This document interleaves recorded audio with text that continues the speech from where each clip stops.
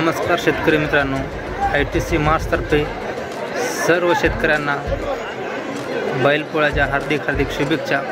या ठिकाणी येळेगाव इथं आपण जमलेलो आहोत। आपण पाहू शकता बैलांना किती चांगल्या प्रकारे सजवलेला आहे।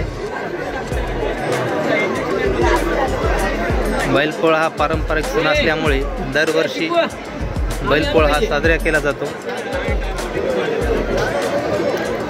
अशा प्रकारे बैलाला या ठिकाणी सजवलेला आहे। या ठिकाणी